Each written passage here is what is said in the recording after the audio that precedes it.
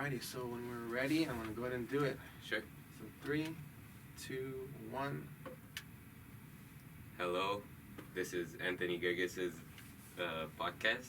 I'll be talking about rock and roll and how it influenced today's media and pop culture. And I'm here with Professor Mardarusian. You? Yes, thank you so much for having me, Anthony. Yeah, no problem. Okay, so a quick summary of my research topic. We'll be talking about rock music and how it had a positive influence on today's media and pop culture. So a quick summary. The rock genre was the most popular genre of music in the US and much of the Western world from the 1950s to the mid-late 2010s. And it remains pretty popular today. So rock music's influence can be seen all around us, from fashion to hairstyle to even language. And how is this relevant to media and pop culture, you might ask? Well, this topic is very relevant to media and pop culture. Many references related to rock and roll can be seen all over TV, social media, and other sources.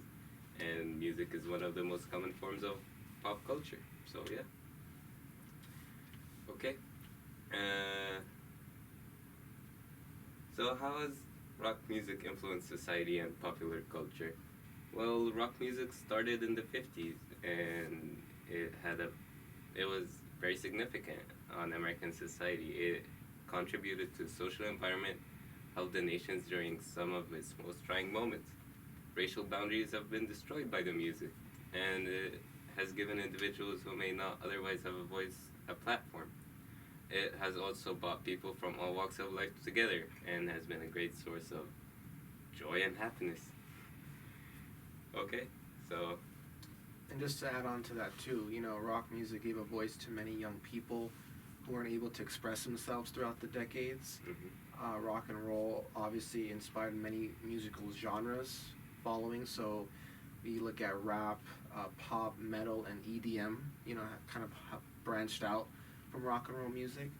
And also it encouraged new, freedoms for teenagers or adolescents, encourage new fads among teenagers, and cause sort of this generational gap. Yeah. So these are probably the main key ideas that rock and roll has definitely sort of started.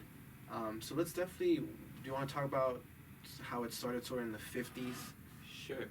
So rock music started in the 50s, and it was highly influenced by music at the time, which were R&B and soul music, and so it was basically inspired from black people's music, let's say. And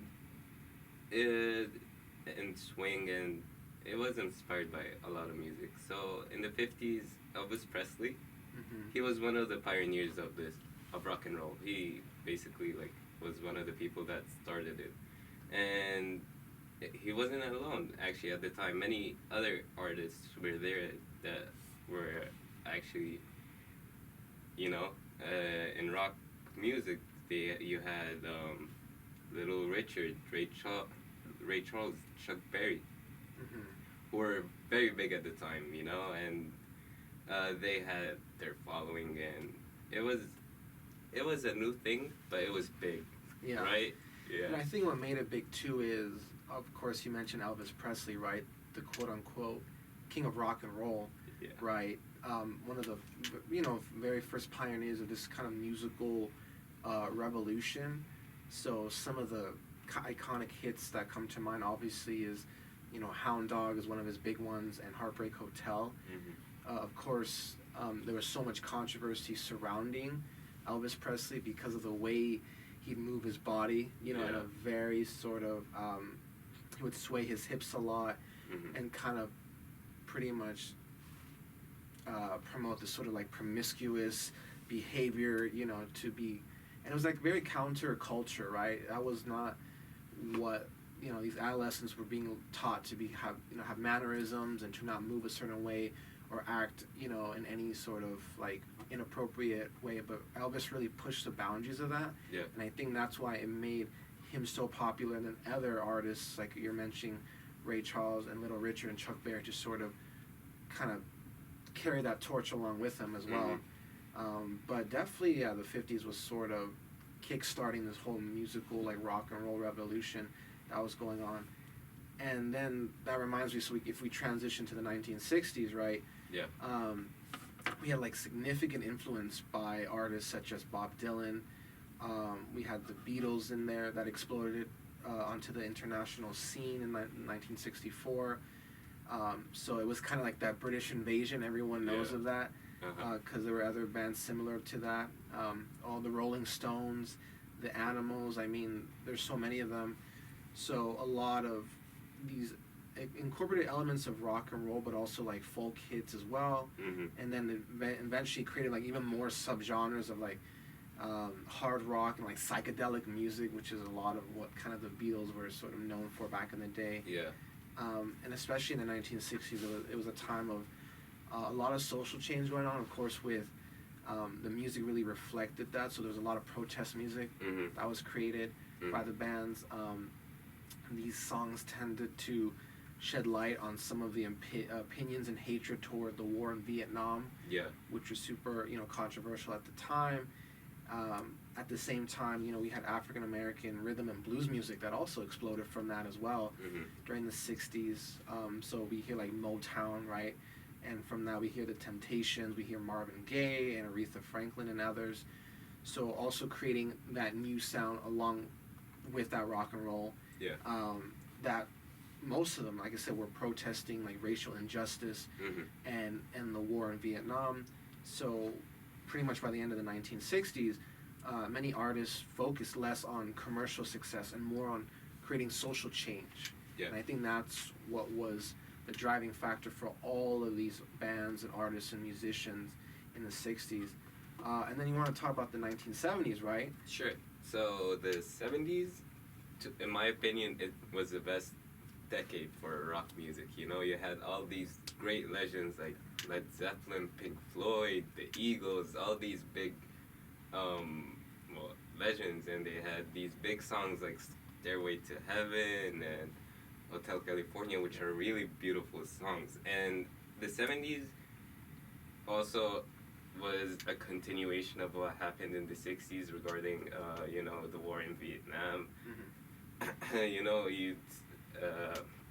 You'd have like bands like CCR, right? They had their song about Vietnam, which was Fortunate Son, which was like a really big hit. So yeah, the 70s were like a very big decade for rock music.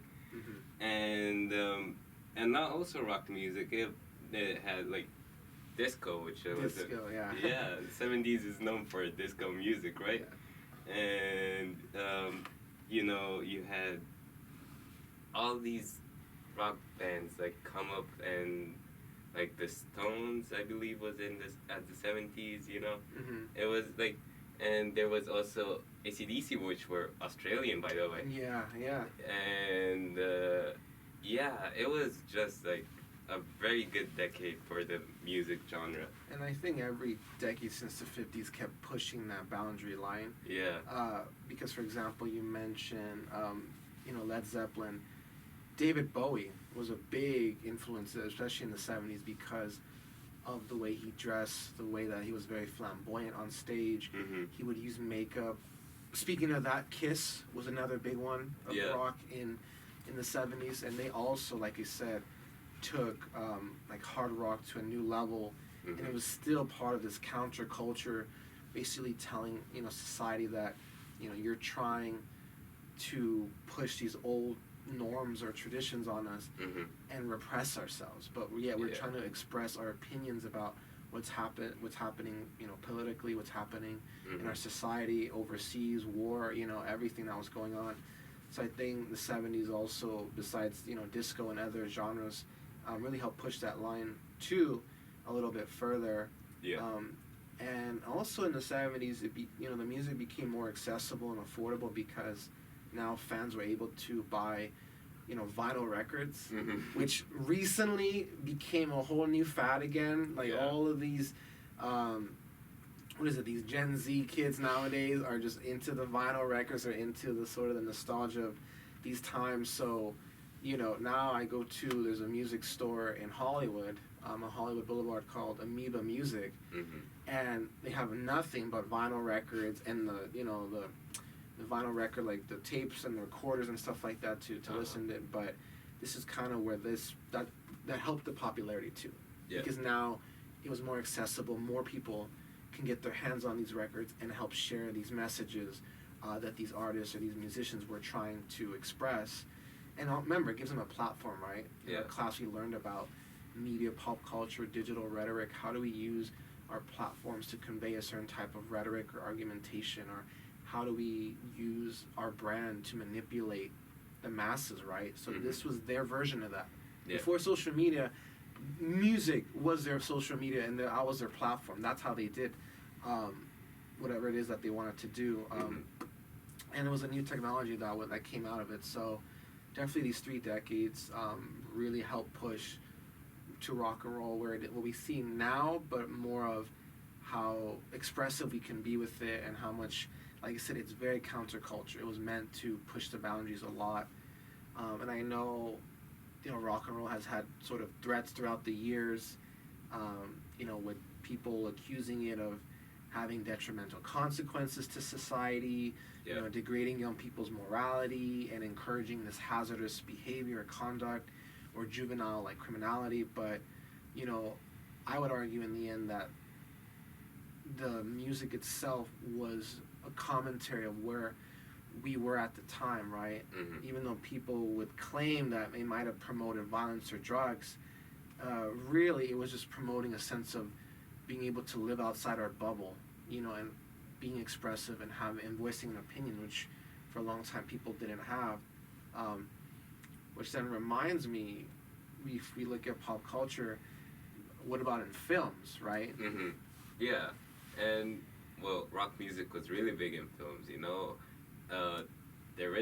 There are marketing reasons why Hollywood has made 383 rock and roll related films, and let me tell you, 383 is a big number. So it's definitely Hollywood's Rocky romance, right? Yeah. So yeah, rock stars, they have their success. They sell millions of records, so there's a pre-sold audience for the right film, right? If you're gonna make a movie about a rock and roll artist, there'll be this following, right? Who want to go watch this film, right?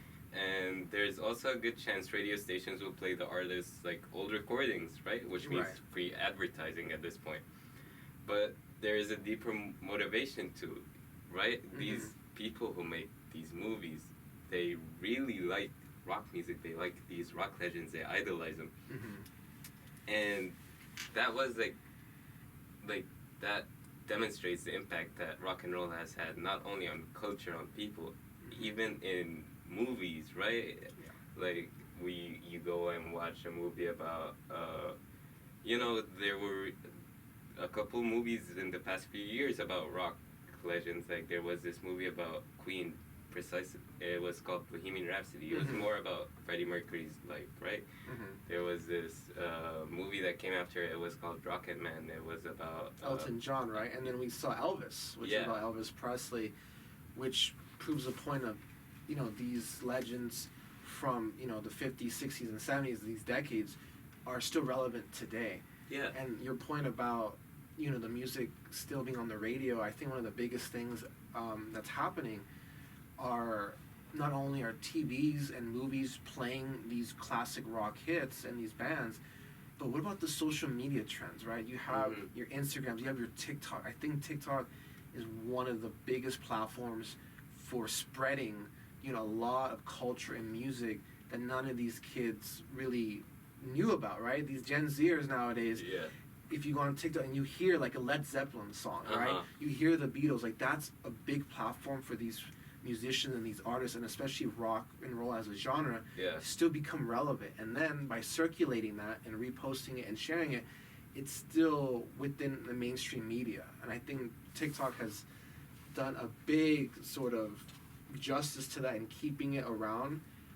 But at the same time, those movies, right? The Elvis Presley movie, they did a great job of it, because they made one back in the 80s, right when Elvis had passed away, but that was more like a documentary style, and it wasn't really the sort of cinematic experience that told his story of what happened to him. But this Elvis movie was very emotional because they really depict and they showed how much he was influenced by like the music, like black culture and black music, Mm-hmm. and how he used his stardom, he used his brand, he used himself to help spread that awareness and spread that, through the masses. So I personally